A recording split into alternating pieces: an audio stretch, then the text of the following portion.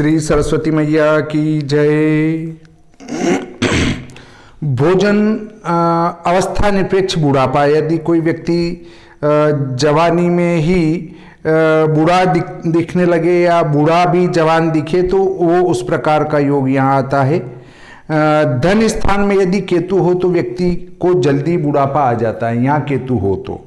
हाँ, अगर ऐसी स्थिति होती है तो जल्दी व्यक्ति बूढ़ा दिखने लगता है, अगर द्वितीय भाव में केतु हो तो।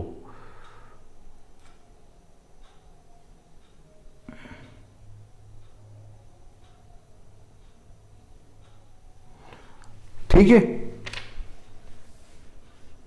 हो गया ठीक।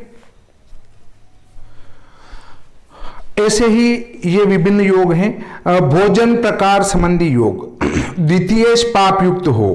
कुल मिलाकर मुंह है, मुंह स्थान में अगर कोई पाप प्रभाव पड़ रहा है तो उसका भोजन शांति से नहीं होगा, वो भोजन आराम से नहीं करेगा, भक्ता दूरता जो है उसको भोजन करना पड़ेगा।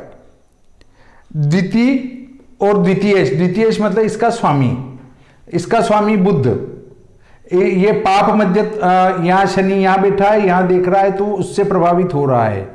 मंगल की दृष्टि इस पर और राहु यहां बैठा है, ये भोजन आराम से नहीं कर पाएगा। और आराम से भोजन कब करेगा? जब यहां शुभ प्रभाव होगा। तो इस प्रकार भोजन प्रकार पर बात करी हमने। धीरता धैर्य गुण योग। बहुत सारे उतावले होते हैं और तो कई व्यक्ति धैर्यवान होते हैं, तो उसके लिए भी योग है। तृतीय स्थान का स्वामी बलवान होकर केंद्रीय कोण में शुभ ग्रहों से दृष्ट हो तथा वैशेषिकांश में हो। ये वैशेषिकांश आपको गोपुरादि में मिलेगा और वहां से इसको देखना चाहिए। पहली, तृतीय स्थान का स्वामी बलवान होकर केंद्र त्रिकोण में हो। तृतीय स्थान, इसका स्वामी चंद्रमा केंद्र में विद्यमान है और यहां पर बली स्थिति में है, इस कारण से, और शुभ ग्रहों से दृष्ट भी होना चाहिए, तो यहां पाप ग्रहों की दृष्टि है तो धीरज का गुण इसमें नहीं पाया जाएगा। तृतीय, शुभ राशि या नवांश में शुभ ग्रहों से दृष्ट या युत हो। तृतीय शुभ राशि या शुभ नवांश, नवांश में भी शुभ है, राशि में भी शुभ है, तो इस प्रकार से ये नवांश में भी शुभ राशि में होना चाहिए।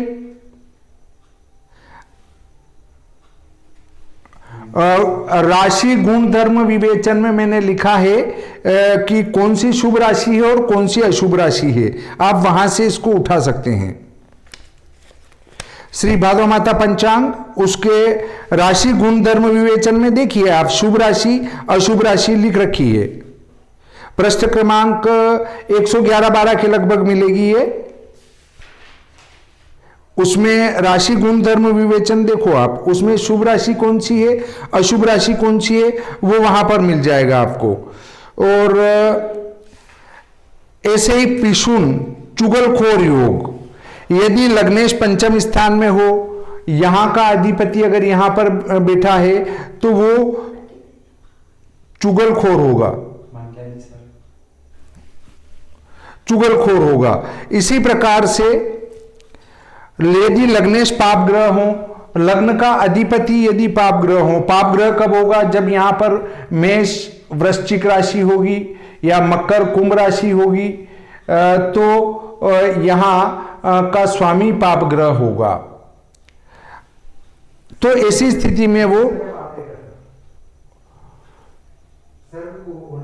धीरता के गुण से युक्त होगा, अगर ऐसी स्थिति बनती है तो।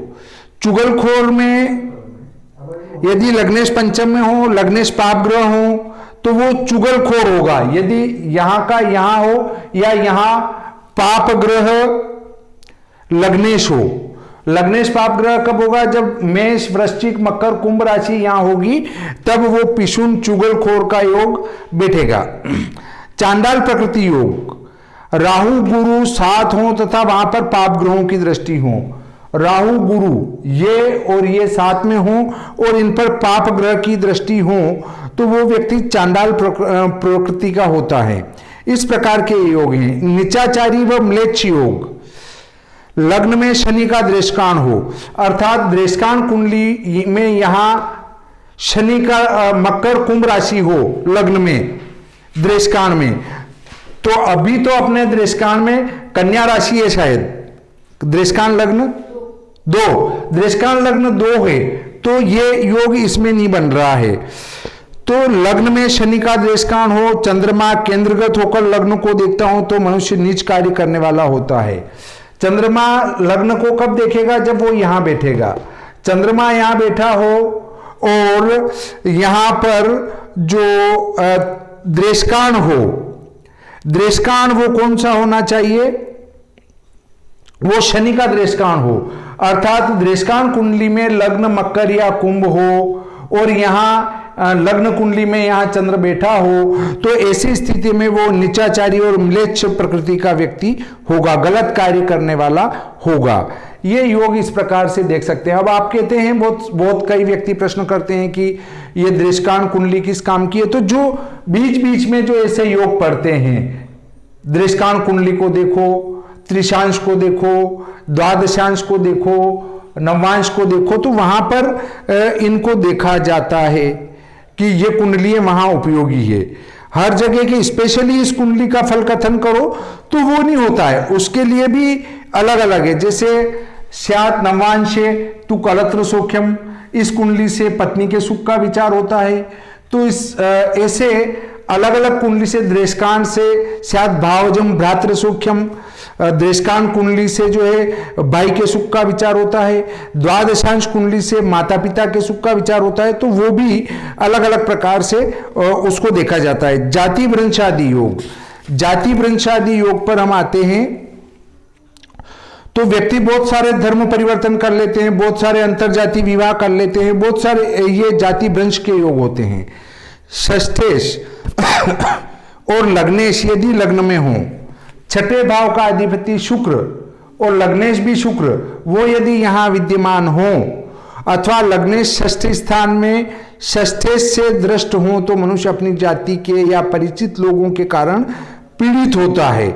पीड़ित होना, जाति छोड़ना, ये सब एक ही बात होती है। ऐसे ही शिल्पज्ञ योग आता है। केंद्र में शनि बुध से युक्त हो, केंद्र में 1, 4, 7, 10 में यदि शनि और बुध साथ में बैठे हों, या बलवान बुध केंद्र में हो, अथवा गुरु और बुध का योग हो।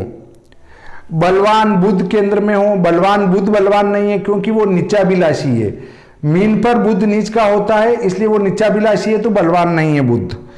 और या गुरु व बुध का योग हो, गुरु बुध यदि युति करते हों या एक दूसरे पर दृष्टि करते हों, तो भी शिल्पज्ञ योग होता है।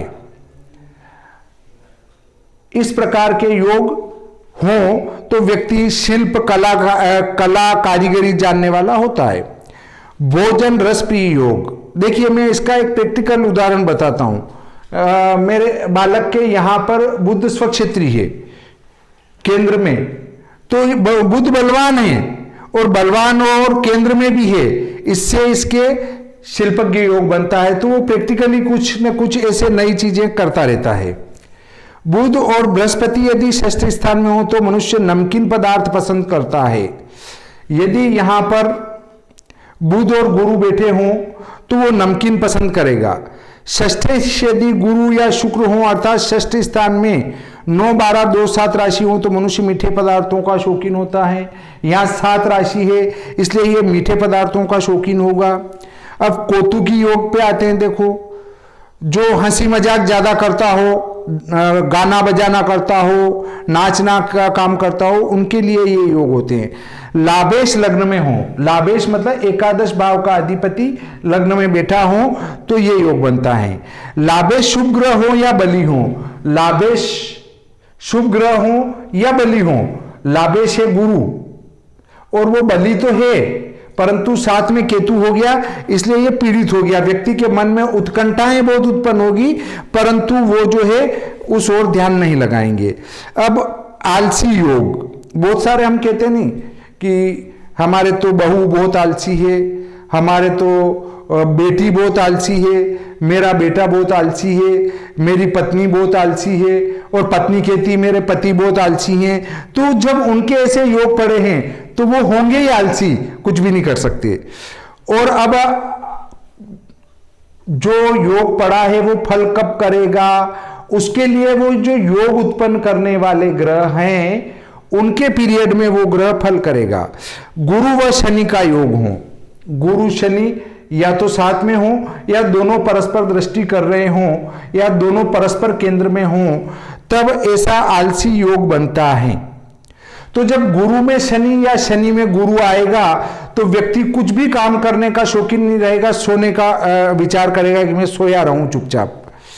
लग्न शनि से संबंध करता हो, लग्न का अधिपति यदि शनि से संबंध करता हो, लग्न का अधिपति शुक्र है और इस पर शनि की दृष्टि है, संबंध कर रहा है, इसलिए यह जातक आलसी होगा। कृषि कर्ता योग, आत्मकारक ग्रह के नवांश से 90वें स्थान में यदि बृहस्पति हो, आत्मकारक ग्रह हमारा कौन सा है, चंद्रमा है। देखो ग्रह स्पष्ट में आगे आगे, हाँ एक पेज, हाँ यहाँ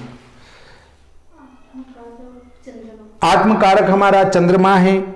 चंद्रमा नवांश में बैठा है 6 पर।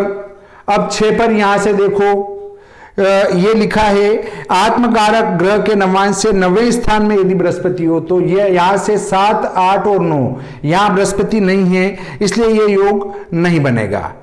अब गंजा होने के योग, बहुत सारे लोगों के गंजा होने के योग होते हैं, तो वो गंजे होते हैं, कुछ भी इंजेक्शन लगा लो, दवाई खा लो।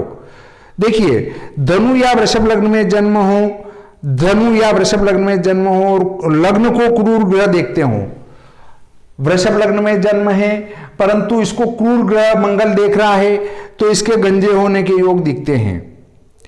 लग्न में पाप ग्रह हो या लग्न में पाप ग्रह की राशि हो, लग्न में पाप ग्रह हो या यहां पर पाप ग्रह की राशि हो तो भी गंजा हो जाता है व्यक्ति।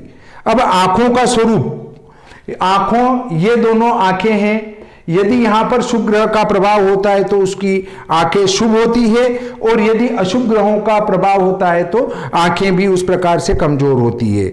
ऐसे ही नेत्र रोग योग आता है, जिसमें आता है कि यदि यहां पर पाप प्रभाव होगा तो व्यक्ति की आंखों में कमजोरी रहेगी, उसकी आंखें बिगड़ जाएगी। जैसे ये राहु का प्रभाव है यहाँ, ऐसे ही मंगल भी यहां देख रहा है 8वीं पूर्ण दृष्टि से, तो इस व्यक्ति की ये दाहिनी आंख कमजोर हो जाएगी, पर बाईं आंख पर तो गुरु की दृष्टि, इससे बाईं आंख ठीक रहेगी।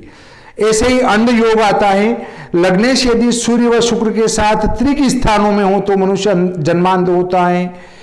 सूर्य और शुक्र के साथ लग्नेश, लग्नेश मतलब शुक्र, ये और ये त्रिक स्थान है, इनमें यदि वो गया हो तो जन्मांध योग बनता है। इस प्रकार इन जन्मांध योगों को भी देख लेना चाहिए। अगला आता है नेत्रघात योग।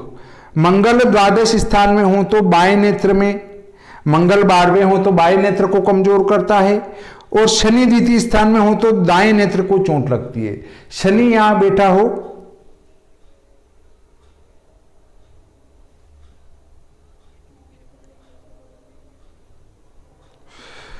वो रतौंदी योग होता है, वो रतौंदी योग वाले जो है नीचे लिखे हुए योगों में वो रतौंदी का योग हो जाता है। चंद्रमा व शुक्र त्रिक में हो, चंद्रमा और शुक्र यदि इन स्थानों में हो तो वो उसको रतौंदी का योग हो जाता है, मतलब राति धंधा जिसको कहते हैं वो आने लग जाता है। रात में नहीं दिखता है, रात में दिखना बंद हो जाता है।